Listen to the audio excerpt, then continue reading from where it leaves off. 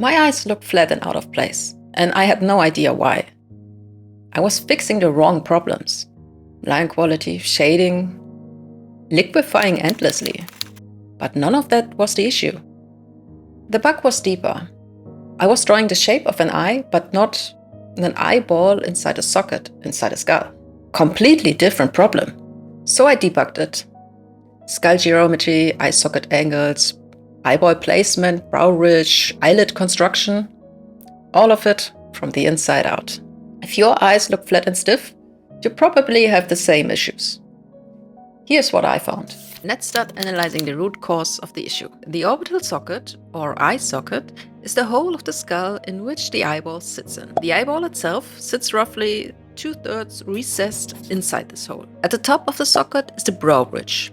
It's the main structure separating the forehead from the eye area, and it protrudes slightly, something you really only notice in a 3/4 or side view. The eyebrows sits directly on top of this ridge. At the lower outer edge is the cheekbone, or zygomatic bone. It defines the lower boundary of the socket and heavily influences how light falls across the middle of the face. Between the two eye sockets is the nasal bone.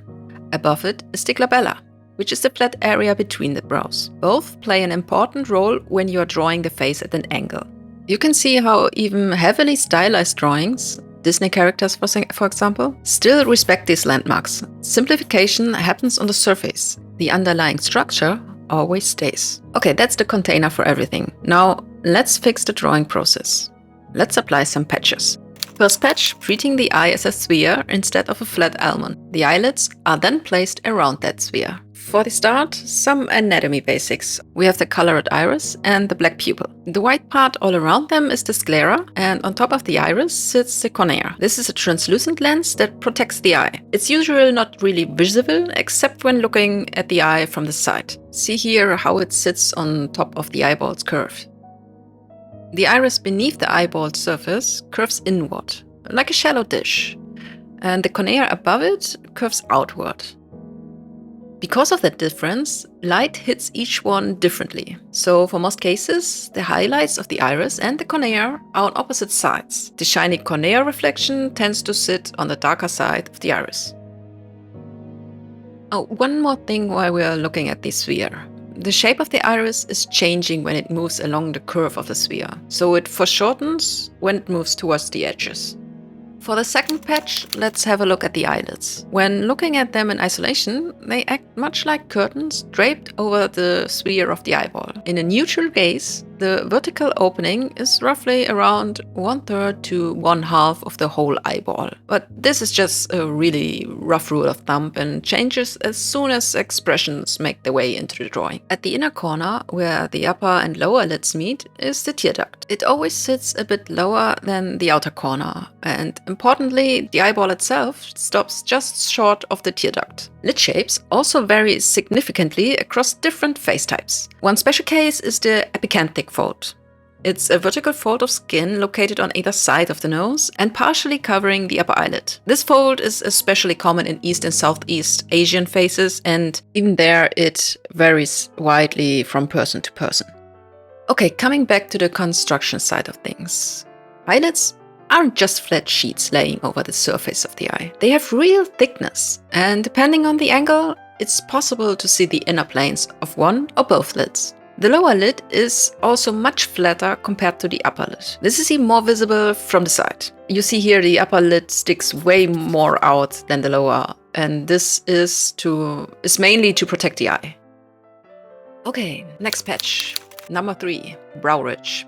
A short but important one. The eyebrow rests right on top of the bone that forms the upper edge of the eye socket. Most of the time it stays in place and only shifts during certain facial expressions. Think of the brow ridge as a shelf above the eye. When the head tilts downward, that shelf starts to cover up part of the eye, creating a shadow and changing how much of the eyeball is visible. The eyebrow itself follows the curve of the skull and pulls back slightly at the outer edges. You can see it even more when looking at the face in a 3/4 view. What brings us directly to the next patch, fixing the 3/4 angle. Definitely the trickiest, since perspective makes it unnecessarily hard. Let's start with the eyeball itself. At this angle, the lid curves around the outer portion of the eye. It helps to keep in mind the thickness of the eyelids and where that thickness shows up. A common mistake is making both eyes the same width, but because the far eye sits further away from the viewer, it always appears a bit narrower.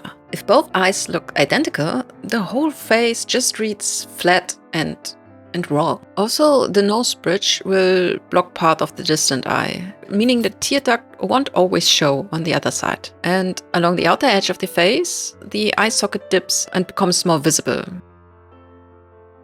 Okay, last fix. Let's make some small adjustments to the brow detail. Eyebrows are made up of 3 distinct parts: the head, the arc, and the tail. The head marks the thickest portion, where the hair grows almost straight upward.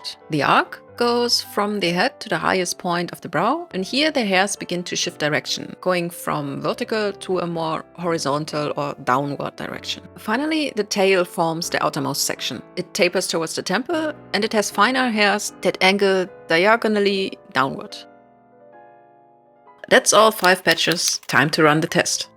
After fixing all these issues, I put my new construction method to the test by drawing several eyes, more or less 30 in total, starting each one the same way. Skull structure first, then the eyeball, lids, and finally the eyebrows. I still occasionally struggle with getting the proportions right, and I'm still avoiding extremely sharp upward or downward angles. I think they are too challenging for now, since I still haven't fully solved simpler ones yet, so I'm keeping with the simpler ones for now. But the whole underlying process is more solid. When something looks wrong, I usually know why or know where I need to take a closer look at. So this is where I started, and this is where I ended up. There are a lot more organic shapes now. The volumes underneath are actually informing the drawing, and you can see it. Things sit where they are supposed to sit. I have the feeling the eyes are still a touch too large. That's the next thing to fix. But the 3/4 view, which was the hardest part of this whole process, is way better. The distant eye actually reads correctly now. It's narrower, it sits in the socket, and it doesn't look pasted on. So the whole placement is more accurate now. And I feel more confident drawing from angled perspectives. 2 weeks ago, I didn't even know why things looked wrong. Now I do, and that's a completely different problem to have. After finally tackling the eye problem, I already identified my next big challenge: the nose. I'm still figuring out how to capture all those subtle details, especially the tip. So my next sprint will focus entirely on that. If you're interested in process-driven learning and want to see how tackling a large set of anatomy studies can help you through roadblocks, check out my video on drawing 100 torsos. Don't forget to like and subscribe. Thank you for watching, and see you on the next one.